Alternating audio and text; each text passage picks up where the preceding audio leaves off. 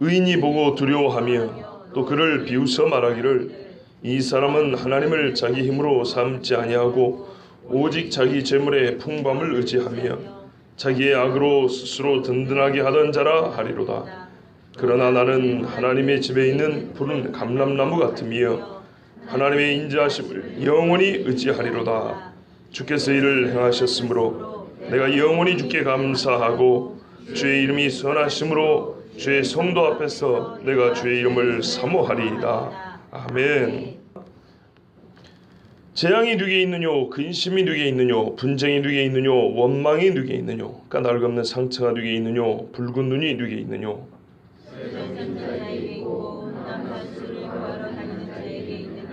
포도주는 붉고 잔에서 번쩍이며 순하게 내려가나니 너는 그것을 보지도 말지어다.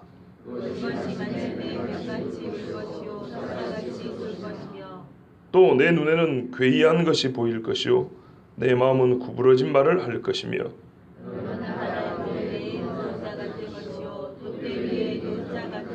같이 봅니다. 내가 스스로 말하기를 사람이 나를 때려도 나는 아프지 아니하고 나를 상하게 하여도 내게 감각이 없도다. 내가 언제나 깰까 다시 수를 찾겠다 하리라. 아멘. 성경은 진리를 말합니다. 하나님의 진리죠. 하나님만이 알고 있는 진리를 우리에게 나눠줍니다. 하나님만이 알고 있는 진리, 그것을 다 가르쳐 주진 않지만 인간이 알아야 할 진리는 모두 가르쳐 줍니다. 인간이 알아야 할 진리를 또 계시해 주셨지만 모든 진리가 동일한 강도, 명확함, 크기로 드러나지는 않습니다. 말하자면 어떤 진리는 성경 안에서 반복되는 주제가 있고요. 어떤 말 한번 살짝 이렇게 지나는 경우가 있어요. 다 진리인데 우리가 인간의 몸으로서 이 땅을 살면서 다 알 필요가 없어서 하나님께서, 우리는 하나님이 아니죠. 하나님이 갖고 계신 그 진리가 뭐 무한하지만 비유컨대 요만하다면 우리에게 이만큼 가르쳐 주세요. 근데 이만큼 중에서도 우리가 반드시 알아야 될 것이 있고 굳이 이 땅에서 육체를 가지고 있는 동안에는 굳이 몰라도 돼요.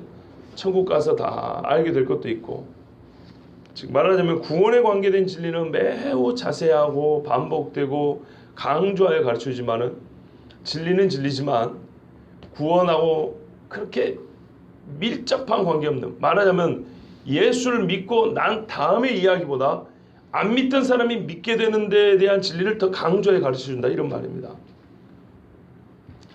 어떤 것은 선 굵고요, 진하고 크게 보여주시는 것도 있고 대부분은 그래요. 어떤 것은 희미하고 가늘고 작게 보여주시는 것도 있습니다. 예를 들어서 십자가를 우리에게 가르쳐주시는 하나님의 진리하고, 십자가가 무엇인지 가르쳐주신 진리하고, 그거하고요 11조에 대한 진리하고 어느 게 더 반복이 되어 있습니까? 더 많습니까? 십자가에 훨씬 많죠. 예, 바울이 이 많은 서신을 대부분 십자가 이야기하는 데 썼죠. 다시 말씀드릴게요. 어떤 것은 선 굵으며 진하고 크게 보여주시는 것이 있고 어떤 것은 작고 희미하고 가늘게 보여주는 것이 있어요. 그렇지만 이 모든 것은 사람이 알아야 할 진리의 전부입니다. 가늘든 굵든 많든 적든 간에 인간이 알아야 될 사실인 것은 분명하다, 이 말입니다. 예를 들어 볼까요? 공사장에 가면 접근 금지라고 누가 노랗게 경고 표시판 하나 세워놨어요. 딱 하나. 100개 세워놔야 위험한 겁니까? 하나만 세워놔도 위험한 것입니까? 하나만 세워놔도 위험한 사실은 정확히 말을 해줍니다. 지나치기가 좀 쉽죠. 그런데 100개를 세워놓으면 거의 지나치기가 어렵죠. 그럴 수 있습니다. 또 어떤 경우는 100개를 세워놔도 부주의한 사람은 그러든지 말든지 넘어 들어가다가 고압전류에 감전돼 죽든지 웅덩이에 빠져 죽든지 이럽니다. 주의 깊은 사람은 딱 한 번 이렇게 표지판에 세워있지만 그거 보고 돌아갑니다. 적어도 육체를 입고 사는 동안 깨닫고 믿어야 할 진리는 성경에 그런 식으로 계시되어 있습니다. 또 다른 식으로도 이해할 수 있지만 오늘은 이 두 가지를 이야기합니다. 굵고 진하고 크게 기록되어 있는 진리가 있고, 진리는 진리인데 횟수도 적고 조금 규모도 작고 이해하기가 좀 어려운 희미한, 그렇게 기록된 진리가 있습니다. 우리가 잘 알다시피 고린도전서 13장 12절에 우리가 지금은 거울로 보는 것 같이 희미하나 그때는 얼굴과 얼굴을 대하여 볼 것이요 지금은 내가 부분적으로 하나 그때는 주께서 나를 아신 것 같이 내가 온전히 알리라 는 말씀과 같이, 우리의 부패한 본성과 죄로 인하여 약해진 이 인식 능력을 가지고는 육체로 거하는 동안 발견하고 깨닫고 맛보고 뭐랄까요, 알게 되는 그런 진리란 선 굵으며 진하고 크게 보여주는 것이나 작고 희미하고 가늘게 보여주시는 것이나 별 차이가 없이 사실은 다 우리에게 희미하게 보이는 거예요. 엄밀히 말하면 다 희미하게 보일 수밖에 없어요. 그럼에도 불구하고 그 희미한 것들 안에서도 조금 더 진하게 보이는 것이 있고 더 희미하게 보이는 것이 있고 그렇습니다.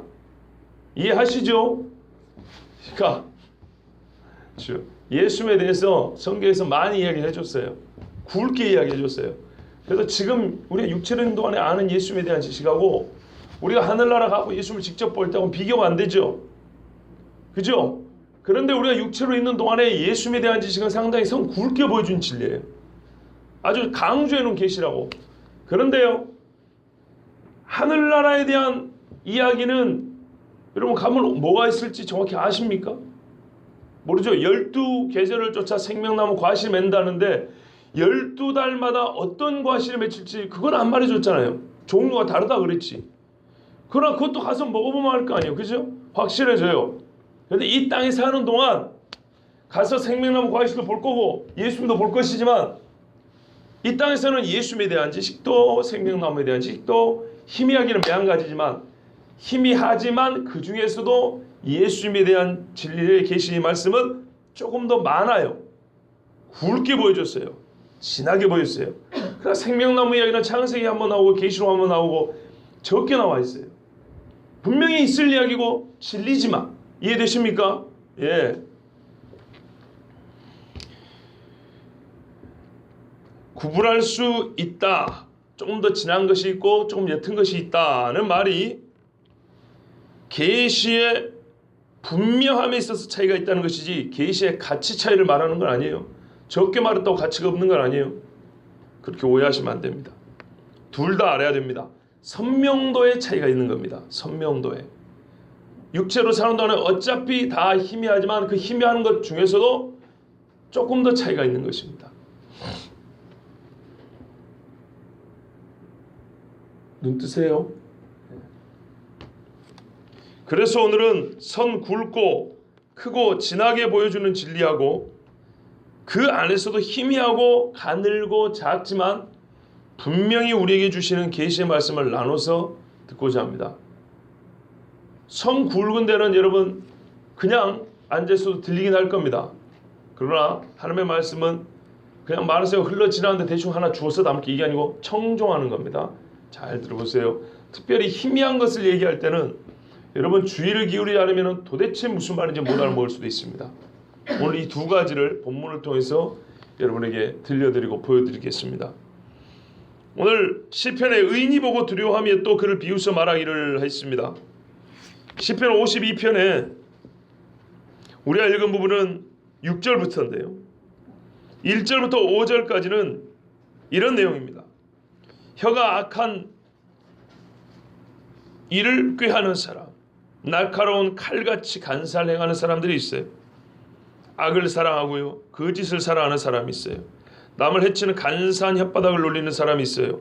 포악하고 스스로 악한 것을 자랑하는 그런 인간이 있어요. 그런 사람들은 자기가 자기의 힘이에요. 예, 누가 나를 막으랴 이러고 있어요. 하나님께서 5절에 뭐라 그러냐면 그런즉 네가 그렇게 악을 좋아하고 악을 자랑하고 네 힘을 자랑하니까 하나님이 영원히 너를 멸하시며 너를 붙잡아 네 장막에서 뽑아내며 살아있는 땅에서 내 뿌리를 빼시리로다. 뿌리가 빠진 나무는 어떻게 됩니까? 말라 죽죠. 예, 말라 죽여버린다는 겁니다.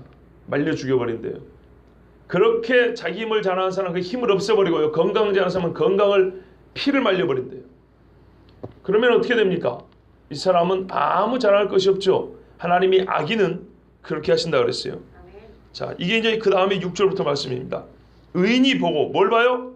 하나님이 악인의 뿌리를 뽑아버린 것을 보고 두려워한대요. 아, 하나님의 말씀을 청종하지 않으면 저렇게 되는구나. 두려워하게 된대요. 그러면서 그 악인을 이제 비웃는데요.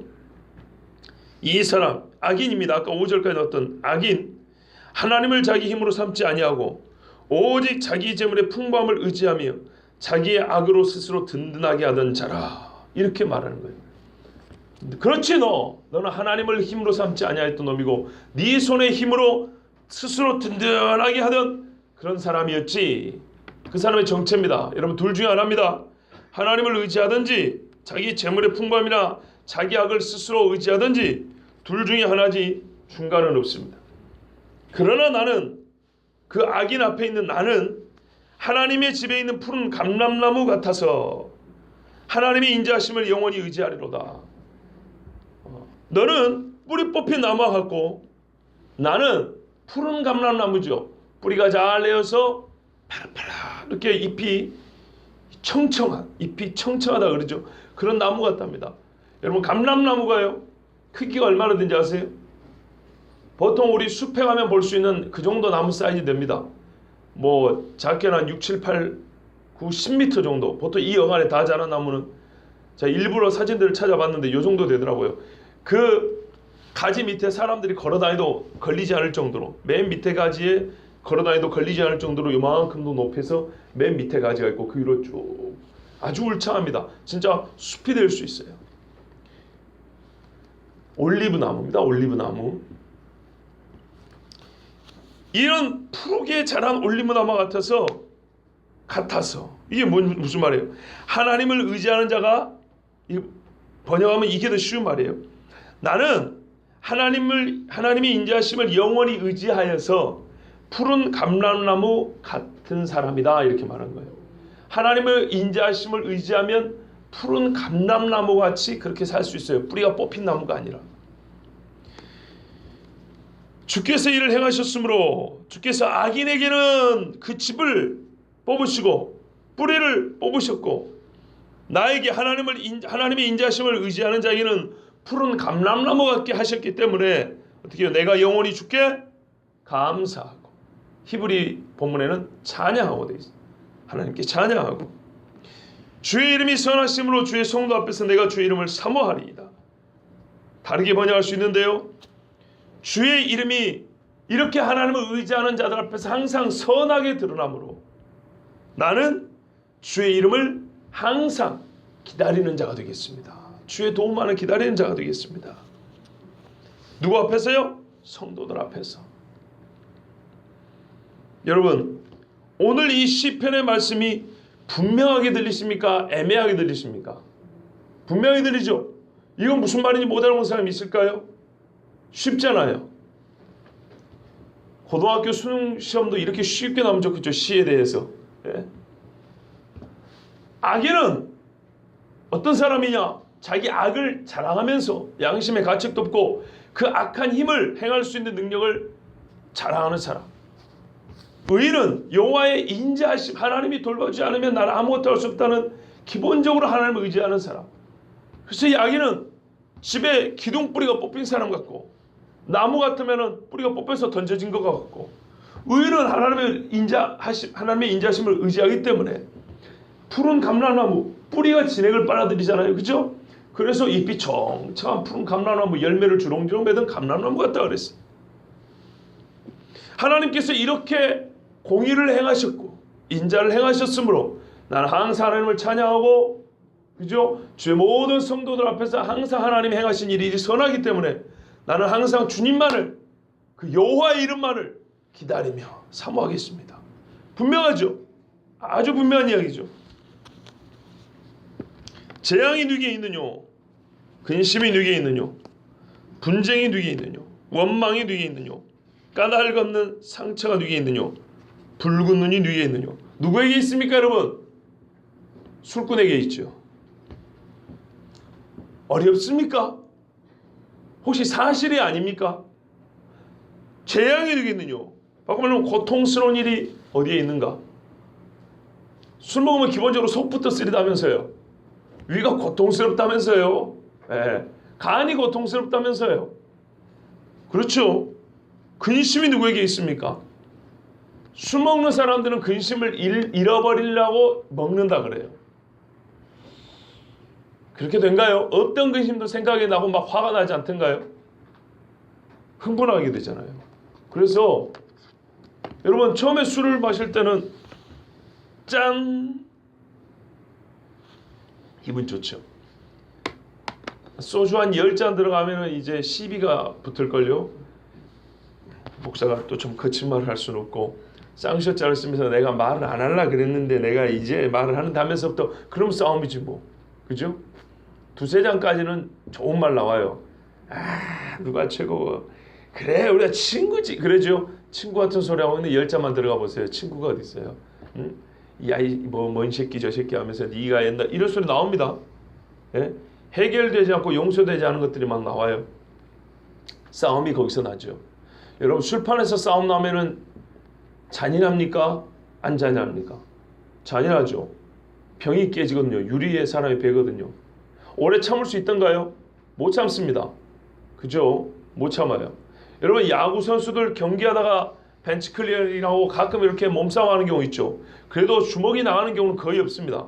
나갔다면은 완전히 그거 망치는 거예요. 선수 생활 망치는 거예요. 그런데 그 경기 중에는 말짱하니까 말리면 참기도 하고 욕 몇 마디 하고 그냥 그칩니다. 그런데요, 걔들이 밖에 나서 밤에 술 먹고 난 다음에 싸움하면 어떻게 할까요? 운동선수들 싸움하면 몸 좋겠다. 몸에 자신감이 있겠다. 배는 게 없겠다. 그죠? 절제가 안 돼요. 난리 납니다. 예? 조폭들도 운동선수들은 안 건듭니다. 예? 여러분 왜 그래요? 결정적인 차이는 술 때문입니다. 결정적인 그 차이를 만드는 술입니다. 분쟁이 되겠뇨, 근심이 되겠뇨, 원망이 되겠뇨, 까다로움, 상처. 아 일어나 보면 몸 안에 닫혀 있어요. 그런 경험 안 해보시면 손 들어보세요. 없네. 다 해봤네요. 술 먹고 깨어보면 어딘지 모르게 닫혀 있어요. 여기도 까져 있고. 그렇고 회사 가려니 나이 한 40 먹고 회사 가려니 영 창피하죠. 그죠? 40 정도도 괜찮아요. 60 먹고 이렇게 상처 갖고 여기 코 깨져가지고 회사 가려면 얼마나 창피합니까? 그죠? 어디서 다쳤는지 몰라요. 새벽에 퍽치기가 와서 퍽 치고 지갑 훔쳐간 거예요. 또는 길 가다가 자빠진 거예요. 전봇대하고 헤딩하는 경우도 있고. 예, 별의별 일이 많죠. 괜히 남의 집 빗자루 붙잡고 씨름하다가 자빠지는 경우도 있고. 여러분 재앙, 근심, 분쟁, 원망, 까닭없는 상처가 꼭 술로만 생기겠습니까마는 술에 취한 자에게는 흔히 일어나는 이야기입니다. 또 어린아이처럼 꼭 그런 건 아니에요 이렇게 말하는 것은 어린아이 같은 이야기죠. 대체로 그렇습니다. 붉은 눈이 누구에 있느뇨 그랬어요. 붉은 눈, 새빨간 눈. 여러분 맑은 정신을 가진 사람에게 있습니까? 아니면 술 취한 자에게 있습니까? 술 취한 자에게 있죠. 또 다르게 하면 마약에 취한 자들도 그렇습니다. 그죠? 말 그대로 취한 자의 눈은 붉습니다. 초점이 흐리게 되어 있습니다. 술에 잠긴 자에게 있고 혼합한 술을 구하러 다니는 자에게 있느니라. 술 취함과 술 취함의 결과에 대해 정확히 아까는 묘사해 놨고요. 즉 술 취한 자의 행태에 대해서. 그리고 이 원인 제공자는 바로 이 술 취한 자다. 술에 있다고 말씀해 줍니다. 포도주는 붉고 왜 사람이 근데 이 술을 못 버리냐? 포도주는 붉어요. 유혹하는 색이에요. 혼합한 술을 구하는 아니 번쩍이며 번쩍번쩍해요. 탐스럽죠. 순하게 내려가느니 그게 별로 그렇게 나를 고통스럽게 할 것 같지 않아요. 그렇게 보이지 않아요. 그런데 이 보는 데서부터 문제가 일어나기 때문에 너는 그것을 보지도 말자다 그랬어요. 오늘 술에 대해서 설교할 것 같으면 저는 더 많은 말씀이 있고요. 이 말씀도 좀 자세히 말씀을 전해야 되지만 오늘은 술에 대해서 설교하려고 한 게 아니기 때문에 여기서 이렇게 간단하게 넘어갑니다. 그러나 분명한 사실은 애매한 것이 아니라 분명한 사실은 술을 못 이기는 인간, 그리고 술에 취하면 이 앞에 같은 고통스러운 일들이 자연스럽게 따라온다는 겁니다. 그것이 마침내 뱀같이 물 것이요 독사같이 쏜다 그랬어요. 술 취한 사람에게 반드시 이렇게 돌아옵니다. 내 눈에는 괴이한 것이 보일 것이요. 유대인들에게서 괴이한 것이란 더 악한 죄를 짓게 만드는 매개체와 같습니다. 이방 여인이 보일 것이요 이런 뜻입니다. 미디안 사람들이 모압 사람들과 함께 이스라엘을 유혹했습니다. 바알볼에서 우상 숭배하고 술 취하게 하고 음행을 저지르게 했습니다. 같이 갑니다. 남자들의 술자리는 대개 여자들이 끼죠. 그죠? 술 장사한 데는 여자 장사고요. 여자 장사한 데는 술 장사입니다. 거꾸로도 마찬가지예요.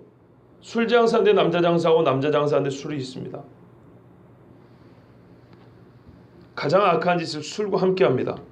맨정신으로는 어렵거든요. 내 마음은 구부러진 말을 할 것이며, 그렇죠. 술 먹고 똑바른 말하는 경우가 있을까요? 거의 없습니다. 여기 계신 아가씨들에게는 제가 반드시 항상 주의를 주는 게 있는데, 취중 진담 좋아하는 남자들하고는 절대 교제하면 안 됩니다.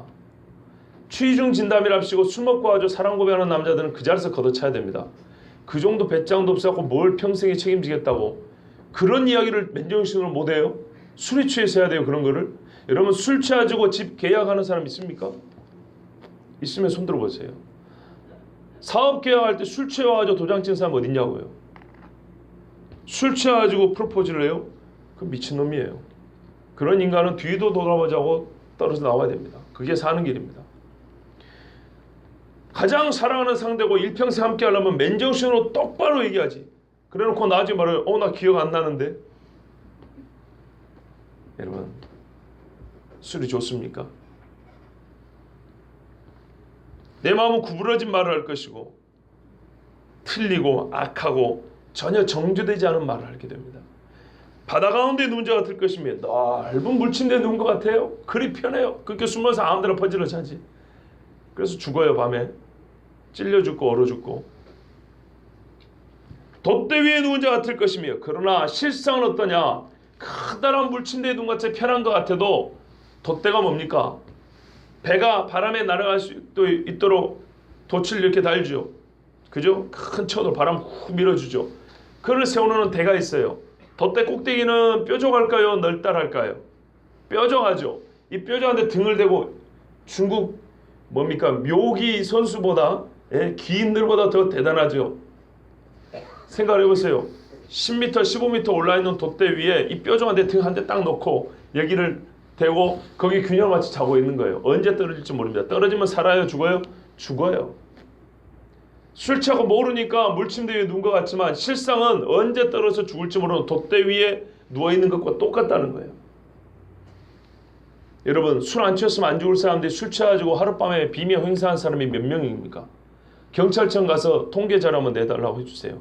몇 명씩 죽어가는지. 내가 스스로 말하기를 그런데도 정신을 못 차려요. 사람이 나를 때려도 나는 아프지 않냐고. 그러니까 술 취하면 싸움을 잘하는 거예요. 안 아프거든요. 맨정신으로 싸워도 흥분하면 사람이 아픔을 잘 못 느끼는 법인데 술에 취하면 훨씬 아픔을 못 느껴요. 여기서 베어져 나가도 몰라요. 아픈 걸 몰라. 나를 상하게 하여도 내게 감각이 없도다. 실제가 그렇습니다. 내가 언제나 깰까 다시 술을 찾겠다리라. 이 어리석은 자 보세요. 예? 다시 술을 찾겠다. 지금 이 앞에 나온 것들이 좋은 게 어디 있습니까? 하나도 좋은 게 없어요. 하나도. 그런데 어쨌다고요? 내가 깨면 또 술을 찾겠다. 실제로 그렇습니까? 안 그렇습니까? 또 그러죠? 깨면 또 찾고 또 찾고 술 깬다고 해장국 먹고 낮술을 아무나 먹나 나 같은 애주가 하나 먹을 수 있지. 술 잘 먹는 거 잘한다고 낮부터 먹고 저녁 되면 당연히 기분이니까 먹고 이러다가 몸 망치고요. 인생을 망칩니다.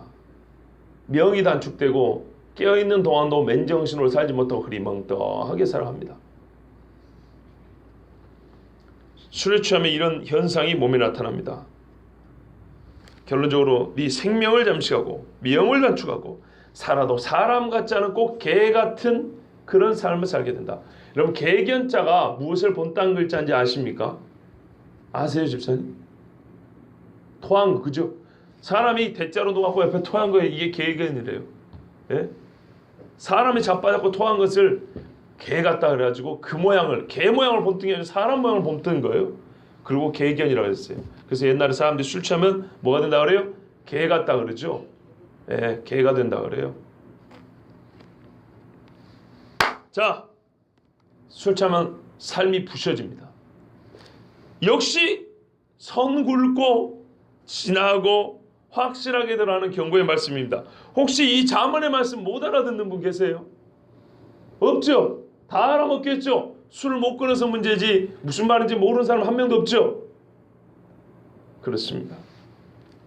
성경은요, 하나님을 말하는 데 초점을 맞추고 하나님의 영광이 최고의 목적이면서 동시에 사람이 하나님 앞에서 의인으로 서게 하는데도 목적이 있어요. 그래서 예수 믿으라 그러죠. 자, 그러면 오늘 같은 말씀을 읽고 어떤 사람이 되어야 마땅하겠습니까? 여호와를 의지하는 자, 술 취하지 말고 하나님 주신 정신을 맑게 하여, 그렇죠, 곧게 살아가는 사람. 이거는 오늘 말씀 중에 우리가 뽑아낼 수 있는 여러 진리와 혹은 하나님의 뜻 중에 쉽게 우리가 찾을 수 있는 것입니다. 그렇죠? 매우 쉽게 찾을 수 있습니다. 자, 그러면 앞에 여호와를 의지하는 자하고 뒤에 술 취한 자를 제가 색깔로 표현하면 여러분 어떤 사람이 되어야 한다고 보십니까? 앞에는 푸른 감람나무라 그랬고 뒤에는요 붉은 눈이라 그랬어요. 그죠? 자, 그러면 여러분 성경이 원하는 것은 우리 보고 푸른 사람이 되어야 한다고 말하는 거예요? 붉은 사람이 되어야 한다고 말하는 거예요? 푸른 사람이 되라는 얘기죠. 여러분 제가 물어보는 이 질문에 뭐 거리낌 없이 푸른 사람이 되어야 한다고 대답한 것으로 봤을 때 이 색이라는 건 말이죠. 색깔이라는 것은 말이죠. 빛이 반사되어는 것만 나타내는 것이 아니라 무언가 보이지 않는 깊은 것을 드러내는 도구로 사용된다는 것 여러분 이미 다 알고 계시네요. 그죠? 알고 있잖아요. 제가 푸른 사람이다라는 얘기입니까? 붉은 사람이다라는 얘기입니까? 그러면 아니 사람을 무슨 색깔로 그렇게 나타낼 수 있어요? 이런 질문이 나와야 되는데 그러지 않고 그냥 푸른 사람이 이랬어요. 여러분 붉은 것이 좋은 거고 나쁜 거고 푸른 것이 좋은 거고 나쁜 거고 그렇습니까?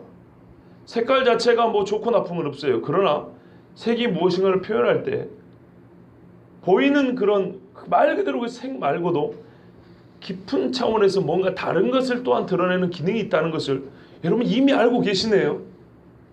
그렇습니다. 이것이 오늘 두 번째 전할 메시지입니다. 가늘고 희미하고 작게 계시되어 있지만 우리가 알아야 될 계신 것은 분명한 색과 사람에 대한 말씀입니다. 여기서 색은 이성을 좋아하는 그 밝히는 그런 색이 아니고 말 그대로 요 보이는 것들 요거 살색, 베이지색, 녹색, 요 검정색, 붉은색 이런 색을 말하는 겁니다. 본문에서 시편과 잠언에서 대조되는 두 부류의 사람을 특징 짓는 묘사가 여러 가지 있었어요. 눈에 헛것이 보이고 구부러지 말하는 사람, 여기는 푸른 감람나무 같은 사람, 하나님을 찬양하는 사람 이렇게 설명하는 말이 여러 가지 있었지만 그 사람 자체를 묘사하는 시각적인 표현, 시각적인 표현은요 푸른 감람나무와 붉은 눈입니다. 푸른색은 무조건 좋고 붉은색은 모두 악함을 상징한다는 뜻은 아니에요.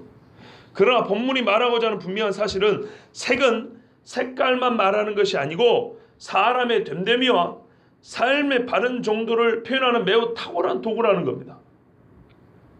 어린애들에게 강도를 한번 그려보라 하면은 여러분 어떤 색깔로 그릴 것 같습니까? 스케치한 다음에 주로 어두운 계통의 색으로 칠할 것입니다. 그죠? 자기 엄마 아빠를 새까맣게 칠하는 애들은 거의 없겠죠. 그죠? 보십시오. 의인을 푸른 감람나무와 같다 그랬습니다. 여기서 의인을 표현하는 중심 단어는 푸른입니까? 감람나무입니까? 둘 다 좋은 것 같죠? 자, 푸른이라고 생각하시면 손 들어주세요. 그럼 감람나무라고 생각하시면 손 들어주세요. 내 설교 안 할래요. 재미없으면 못하겠네. 다시요. 의인을 푸른 감람나무라고 그랬어요. 무게중심이 푸른에 있다고 생각하시면 손 들어보세요. 내리시고. 감람나무에 있다고 생각하시면 손 들어보세요. 진짜로. 예, 내리세요. 제가 보기에 성경에 3대 나무가 있어요. 예, 무슨 식물학적인 분류가 아니고요. 자주 언급되고 사용되는 것을 봤을 때 자주 언급되고 자주 사용되는, 예, 가치 있는 나무로 언급되는 게 3대 나무의 하나는 백향목입니다. 백향목 성전 지을 때 하는지 큰 건축을 할 때, 예, 기둥으로, 예, 쓰이는 나무가 백향목입니다. 그 다음에 조각목입니다. 예를 말하면 그걸 뭐라 하더라 우리가 그 건축할 때, 생각이 안 나네. 하여튼 가리대로 쓰는 나무들, 좀 작은 구조물을 쓴다면 조각목, 그리고 성소의 기물들을 만들 때 쓰는 나무가 조각목입니다. 그 다음에 생활에 같이 있어서 여러 용도로 쓰여요. 지팡이가 막대기로 쓰고 기름도 짜내고 열매도 먹고, 이 나무가 올리브 나무, 감람나무입니다. 3대 유용하게 쓰이는 나무, 성경에서 보면 이 3가지 나무입니다. 그러면 거기 안에 감람나무가 들어가요. 그러니까 의인을 표현하는데 감람나무는 나름대로 의미가 있어요. 가시나무는요 이상하잖아요. 그죠? 감람나무가 의미가 있긴 있지만 오늘 본문에서는 무게중심은 감람나무가 아니에요. 봐보세요. 만약에 의인을 푸른 소나무, 틀린가요? 푸른 전나무, 잎이 청청한 백향목, 그래도 이상하지 않지요? 하나 안 이상합니다. 그런데요, 감람나무는 감람나무인데 시드는 감람나무, 잎이 말라 비틀어진 감람나무, 잎이 붉게 타버린 감람나무. 의인을 묘사하는데 적당합니까? 적당하지 않죠. 그래서 오늘 본문에 의인을 묘사한 데는 감람나무보다 더 중요한 것은 그게 푸르다는 거예요. 살아있다는 거예요. 그죠? 아까 아기는 어땠어요? 나무 종류 아니고 뽑힌 나무 같다 했잖아요. 뽑힌 나무는 어떻게 해요? 말라 비틀어서 누렇게 변해갑니다. 자, 분명히 이해가 되죠? 예, 감람나무도 유용하지만, 훌륭하지만 오늘 의인을 묘사한 데는 푸른이 더 중심이 있는 거예요. 푸른 백향목이라도 어울리지만 시드는 감람나무는 어울리지 않습니다. 그렇죠? 마찬가지로 술 취한 사람의 붉은 눈은 그저 눈의 흰자가 충혈되었다는 사실, 의학적으로 볼 때 안구 혈압이 높아진 상태라든지 뭐 실핏속이 터진 상태라든지 이거를 말하려고 그런 건가요? 아닙니다. 술 취한 사람의 붉은 눈이라는 것은 인사불성된 상태, 인격성을 상실한 짐승 같은 상태, 선함이 아니라 악함을 꾀하는 내면을 묘사하기 위해서, 그런 안전한 사람이 아니다, 가까이 가면 어떻게 해요? 위험하다라는 경고를 하기 위해서 붉은 눈을 말한 겁니다. 애들이 보는 만화에도요, 악한 사람은 눈이 새빨갛게 돼 있죠. 그렇죠? 구미호 분장 중에 눈을 하얗고 이렇게 검은 자와 흰 자를 분명하게 하는 그런 분장이 있습니까? 없지요. 꼭 전설의 가운데 보면은 소 간 빼먹은 구미호는 눈이 새빨개요. 뭘 말하고 싶은 거죠? 잔인하고 포악하고 선하지 않은 이것들을 묘사하려고 그렇게 그림을 그리는 거죠. 핵심 단어는 여기서 눈이 아니고 붉은입니다. 그죠? 여기서 붉은이에요. 붉은 눈이 때로는 열정을 의미하기도 합니다. 역시 만화 영화에 보면은 이 아이가 달리기를 열심히 하고 성실하게 사는 정말 열정의 처녀에서 막 불이 불글불 타는 것처럼 말해요. 그렇지만 오늘 본문이 말하는 붉은 눈은 그런 열정을 표현하기 위해서 이 눈 밖으로 불이 타는 것 같은 묘사를 해서 붉은 눈이 아니고 눈알이 새빨간 거예요. 여러분, 눈알이 새빨간 사람하고 하루 종일 살았다면 여러분 마음이 편하시겠습니까? 불안하시겠습니까? 불안하시겠죠. 자, 부정하지 마십시오. 이 객관적인 사실에 대하여. 고로 붉은 눈이 때로는 열정을 상징한다 하지만은 술 취한 자의 붉은 눈은 무질서하고 포악한 내면을 묘사하기에 최적의 용어로 선택된 것입니다. 푸른 눈이 아니고 붉은 눈이. 여러분, 그렇다면 색 또는 색깔, 사전에 보면 거의 같은 말이에요. 빛깔은 무슨 뜻입니까? 색은 자, 이제부터는 좀 희미한 진리를 제가 좀 선명하게 드러내려고 하니까 여기서는 잘 들으셔야 됩니다. 사전에서 색은 빛을 흡수하고 반사하는 결과로 나타나는 사물의 밝고 어둠이나 빨강, 파랑, 노랑 따위의 물리적인 현상이라고 합니다. 또는 빛깔은 물체가 빛을 받을 때 빛의 파장에 따라 그 거죽에 나타나는 특유한 빛이라고 합니다. 굳이 이렇게 말하지 않아도 우리는 대충 감을 잡고 있어요. 색깔이 무엇이다. 자, 이 두 개념을 다시 한번 읽어드리고 종합을 해드릴게요. 색은 빛이 비춰옵니다. 일단 나 자체에서 드러나는 건 아니에요. 빛이 비춰왔을 때 빛을 흡수하고 또는 반사하는 결과로 나타났어요. 흡수하면 어둡고 반사하면 밝은데, 밝을 때 그냥 밝은 게 아니고 빨강, 노랑 따위 어떤 물리적인 현상을 동반하여 나타난다는 거예요. 빛깔은 역시 같은 말인데요. 물체가 빛을 받을 때, 근데 이게 왜 이렇게 색깔이 다르냐 하면은 파장, 어떤 거는 이렇게 가는 파장이 있고 어떤 거는 이런 파장이 있어요. 그런 것처럼 이 파장의 길이에 따라서 무엇을 반사하느냐에 따라서 거죽, 겉에 나타나는 빛이라고 그랬어요.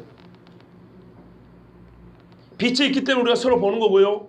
빛을 비춤을 받고 반사하는 것이 여러분이 보는 점입니다. 여기는 이 색깔을 반사하고요. 이 각도로 반사해요. 그러니까 눈썹이 보이는 거고요.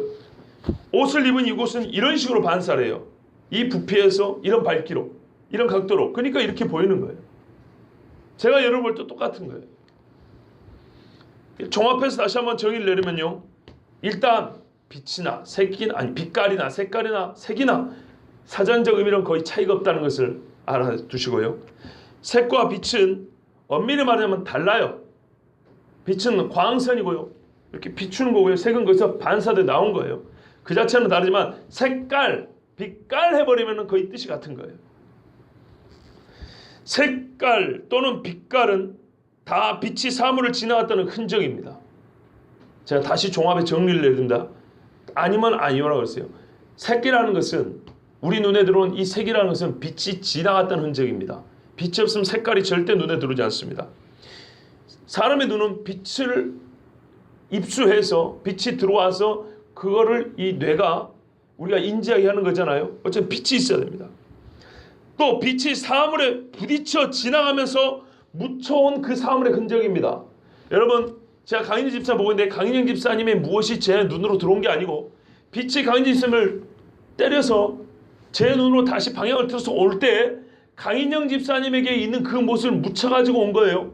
빛이 묻힐 수 있는 그것. 공기가 묻혀갈 수 있는 것은 향으로 오는 거고요. 빛이 묻혀갈 수 있는 것은 색으로, 입체감으로 묻혀갖고 오는 거예요. 그죠? 여기서 묻혀온 것이란 빛이 사물을 비추었을 때 그 빛에 반응하는 거예요. 빛이 사물을 딱 때렸어요. 사람이든 무엇이든 때렸는데 반응하지 않으면 빛이 반사되어 나오면서 내 눈에 들어올 때 그것을 가지고 올 수 없어요. 그 사물이 가지고 있는 여러 가지 성격이 있죠. 여러분, 그죠? 많은 성격이 있어요. 이 크리스탈 강대상이 갖고 있는 성격이 여러 가지 있어요. 불의 온도에 몇 도에 녹을 것이며 태우면 냄새가 어떻게 날 것이며, 그런 거는 빛이 가지고 올 수 있는 이 강대상의 특징이 아니에요. 그죠? 빛이 가지고 올 수 있는 이 강대상이 무엇이 아니라고요. 빛이 저를 때리고 여러분 눈에 들어간다고 해서 제 몸무게를 가져다 줄 수 있는 건 아니에요. 제 생김새를 가져다 주죠. 그죠?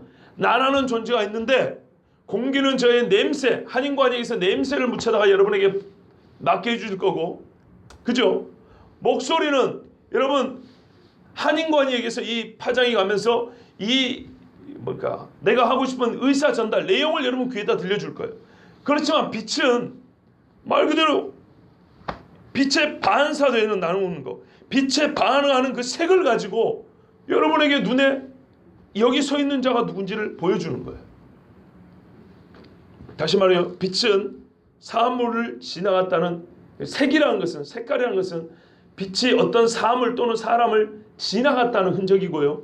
지나가되 그 사물을 지나가면서 부딪혀 나오면서 그 사물에서 무언가를 묻혀왔다는 거예요. 근데 그것은 빛에 반응하는 것을 묻혀오는 거예요. 그렇죠? 빛에 반응하는 것을 묻혀오는 거예요. 빛은 사물에서 반사되어 나올 때 빛에 반응하는 사물의 그 무엇을 가지고 나옵니다. 그래서 눈에 보이는 거예요. 이게 한인관의 정의입니다. 반사하고 빛이 묻혀온 사물의 그 무엇이 색으로 우리 눈에 보입니다. 일단은 빛이 반사되더라고요. 빛이 올 때 가져온 그것이 색깔로 우리 눈에 이렇게 보이는 것입니다. 여기서 움직이는 것은 빛이지 사물이 아닙니다. 전도사님 거기 계시잖아요. 근데 빛이 이까지 거기서 비쳐서 이까지 와요. 그래서 전도사님이 거기 있는 거를 저에게 보여줍니다. 색깔만 나타내는 거 아니에요. 입체감도 보여주지만 저는 지금 색을 얘기하는 거예요. 놀라운 점은요, 빛이 가져온 사물의 흔적, 그 색이라는 것, 색깔이라는 것은 겉의 색깔만 들어주는 것이 아니고요, 속도 보여준다는 사실입니다. 이게 너무 놀랍습니다. 마음에서 나가가지고 마음을 한번 통과한 다음에 마음으로 들어오는 것이 아니고, 빛이 갇혀가지고 이거는 겉에서만, 겉을 때려가지고 겉에 있는 색깔만 가지고 내 눈에 들어왔어요. 그런데 희한하게 눈에 들어온 그 색을 보면, 그 생긴 이미지를 보면 속이 보인다는 거예요. 완전 놀랍죠. 말도 마찬가지입니다. 희한합니다. 음파를 때려가지고 청각을 자극할 뿐입니다. 그런데 소리를 들으면 말뜻만 알아먹는 게 아니라 말하는 자의 속까지 알아먹을 수가 있습니다. 하나님 우리에게 놀라운 인지 능력을 줬어요. 근데 오늘 저는 빛, 시각적인 이야기를 하고 있습니다. 여러분 이해를 돕기 위해서 한 번 더 설명해 드릴게요. 사물은 모두 빛에 반응합니다. 빛에 반응하지 않는 사물은 없어요. 참 이게 감사해요. 빛은 그 반응하는 것을 가지고 다시 나오면서 빛에 반응하는 그 사물이 갖고 있는 것이 무엇인지 아까 가르쳐준다고 그랬죠. 그것이 색깔이라고 그랬고요. 그러므로 색은 시각적인 분별을 위한 것일 뿐만 아니라 빛의 비춤을 받은 사물 혹은 인간의 빛에 반응하는 그 무엇을 가르치는 거예요. 빛이 비추면 사람은 무엇을 반응하는가, 사람에게서는 무엇이 반응되어 나오는가, 그것을 보여준다는 거예요. 이 말이 가르쳐주는 중요한 사실은 곧 사람의 내면을 집약하여 그리고 상징적으로 표현할 수 있는 매우 훌륭한 도구 중 하나가 바로 색, 빛깔이라는 것입니다. 그 빛은 사람의 속을 드러내줍니다. 예를 들어 검정색을 한번 얘기해 볼게요. 검정은 빛이 반사되지 않았다는 증거입니다. 색을 띤 빛의 반사는 밝음을 동반하기 때문에 검정은 빛을 받은 그 무엇이 자신을 드러내지 않았다는 뜻입니다. 과장하여 말하면 빛을 사로잡아 먹어버렸다 이 말입니다. 못 나가게. 빛을 주겠다는 뜻이죠. 좀 시적 표현이지만 실제 있어서 빛이 어둠을 몰아내지는 못합니다. 검정은 빛을 시게 하는 어둠의 힘을 보여주는 것일 뿐입니다. 요한복음 3장 19절과 20절 말씀이 이 비유에, 이 검정에 대한 설명에 이해를 도우리라고 생각합니다. 뭐라냐면 그 정전이 이것이니 곧 빛이 세상에 왔으되 사람들이 자기 행위가 악함으로 빛보다 어둠을 더 사랑한 것이냐. 빛이 비추면 반사되어 나가니까 이상부터 못 비추게, 또는 빛이 비추었을 때 이거를 사로잡아버리고 예수님 잡아 죽였죠. 더 이상 못 비추게. 악을 행하는 자마다 빛을 미워하여 빛으로 오지 아니하나니 이는 그 행위가 드러날까 하며. 정확히 매치되는 건 아니지만 표현할 만한 이 말씀이 오늘 지금 제가 여러분에 설명드린 이 색깔에 대하여, 그 색이 나타나는 그 사람에 대하여 나름대로 통찰력을 주는 말씀이라고 생각합니다. 여러분 악한 사람을 표현하는 가장 적당한 색이 무엇일까요? 흰색이 아니라 검정색일 겁니다. 그렇다면 여러분 자신은 스스로 어떤 색으로 표현할 수 있겠습니까? 푸른색입니까? 붉은색입니까? 항상 붉은색이 나쁘다는 의미는 아닙니다. 다윗은 얼굴이 붉다라 그랬어요. 그것은 혈기가 있다라는, 이 혈색이 좋다라는 걸 나타내는 긍정적인 붉은색입니다. 그러나 오늘 본문이 말하는 붉은 눈을 묘사하는 그 붉은색입니까? 아니면 푸른 감람나무를 묘사하는 그 푸른색입니까? 여러분 스스로 한번 생각을 해보십시오. 적어도 붉은색으로 표현되지는 않기를 바랍니다. 폭탄주색, 비슷한 색깔들이죠. 시궁창색, 썩은 시체색, 검푸른색, 누런색, 시퍼런색, 굳어버린 피색. 얼굴이 저절로 찌푸려지시네요. 봐요. 색은 말 그대로 색깔만 나타내는 게 아니고 그 사물의 본질을 드러내는 유용한 도구라니까요. 그냥 눈에 보이는 차이인데 왜 인상이 찌푸러지고 막 좋지 않은 느낌이 들까요? 여러분 푸른색으로 표현되는 사람이 되길 바랍니다. 다른 색도 있지요. 숲이 울창한 산색,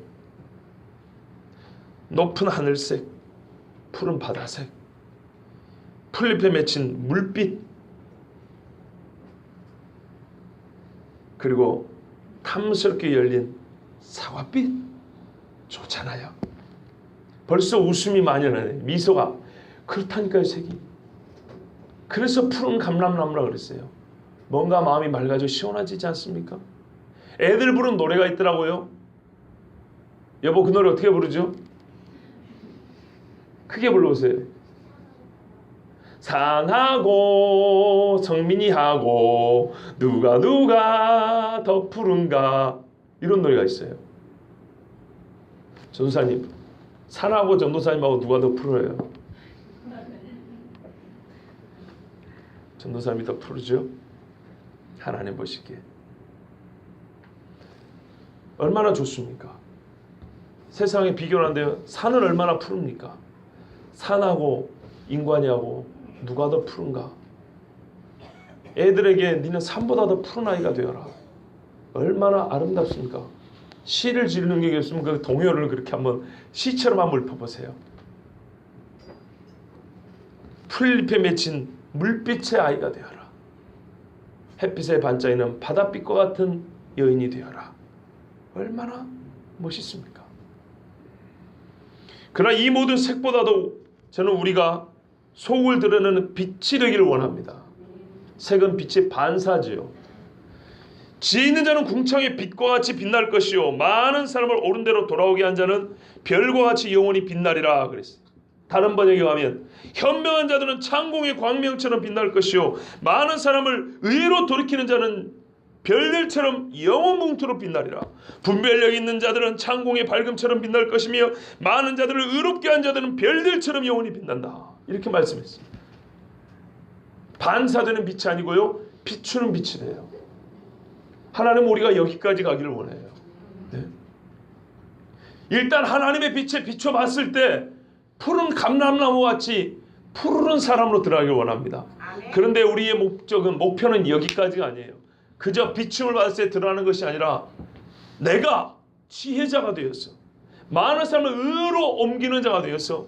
그들은 하나님을 어떻게 묘사하냐면요, 얘들은 어떤 색으로 묘사를 하지? 푸른색으로 묘사를 할까?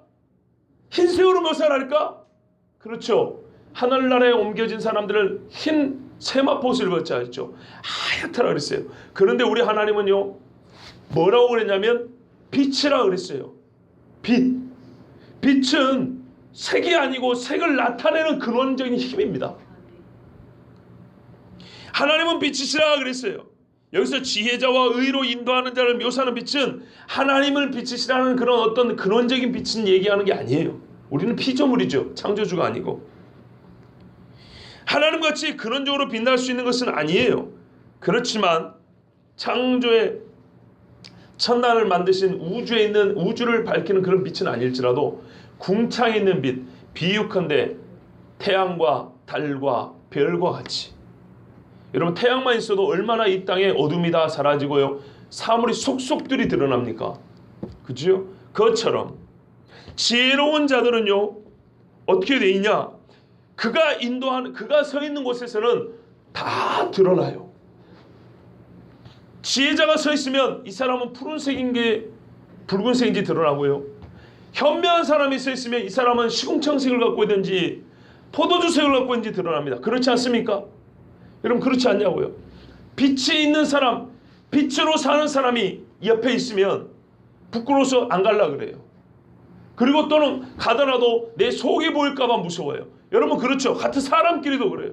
저도 그런다니까요. 기도를 많이 한 저번에 그 전도사님 같은 분은 제가 옆에 와서 기도받을 때 상당히 가슴이 뜨끔해요. 왜요?